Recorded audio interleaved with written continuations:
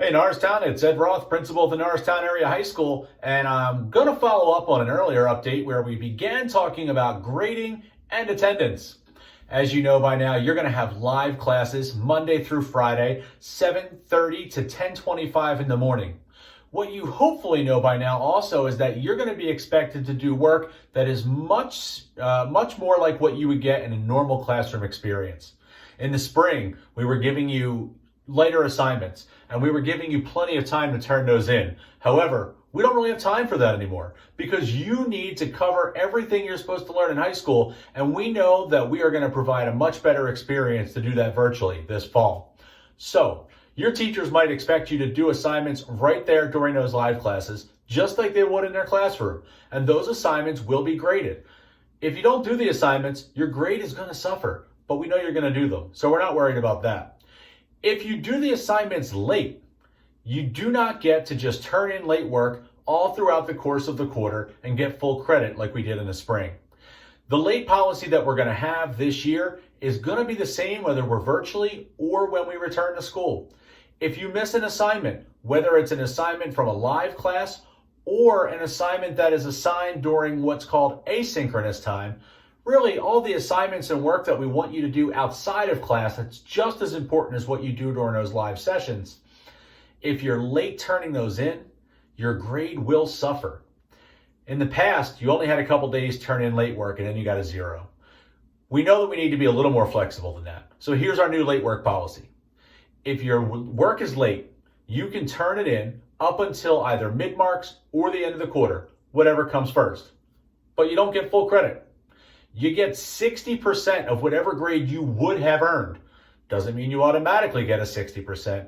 It means that if you get every question right, or if you do everything the way you were supposed to, you get a 60.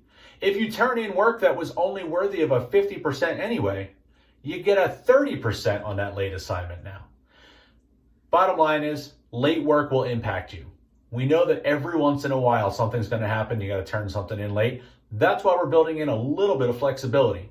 But we also know that we have to keep up our pacing just as we would if we were in the classroom.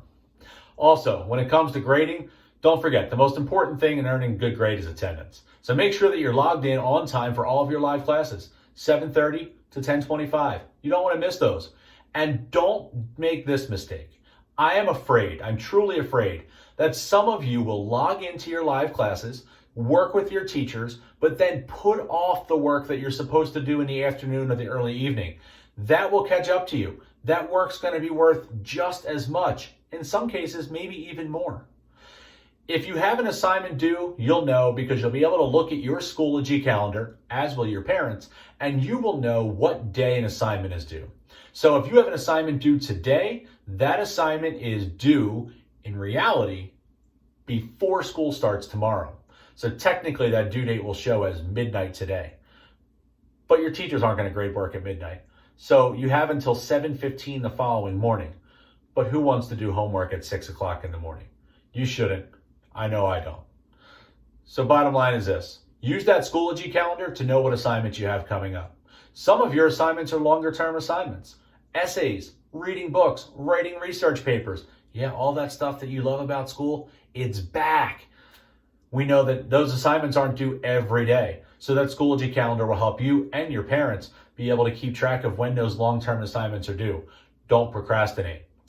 And one last thing about grades. Eligibility is still important.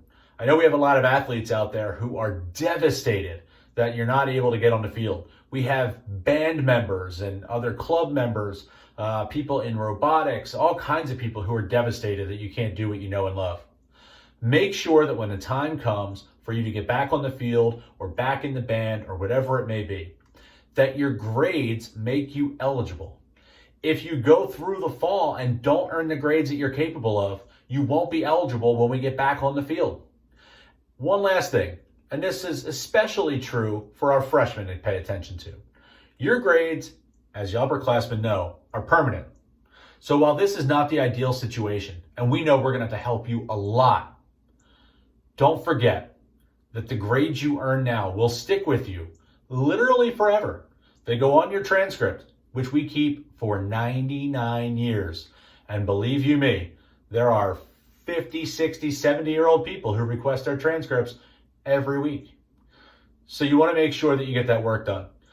Also, remember, we're on a block schedule. So if we do come back to school in January, and I say if, but I mean when we come back to school in January, just know that you will be almost completely done 4 of your classes, which means you won't have time to catch up. The block classes are only 2 marking periods long. So if you don't do well, it's going to catch up with you. Here's one last thing that I want you to keep in mind when it comes to grading. We are changing how we are reporting your grades in your report card this year. And this is something that I think you will like. This is something that I think will help you. In the past, we've reported report card grades on a scale of 0 to 100. And as some of you know, you used to get a 50 for some of your marking periods, even if you did nothing. Those days are gone. We're now going to give you letter grades on your report card. We always did that for final grades. Now we're going to do that for the marking periods. We're also going to give pluses and minuses, so you have the ability to earn an A plus or an A minus or a B plus or a B minus. That's going to change the way that your final grades are calculated. And when we analyzed how this impacts grades by looking at 2 years of past data, we saw that it does actually increase the average GPA. It minimizes the number of failures that we have. It gives you a chance to have some flexibility, and it'll give you a competitive GPA as you're applying to the college of your dreams.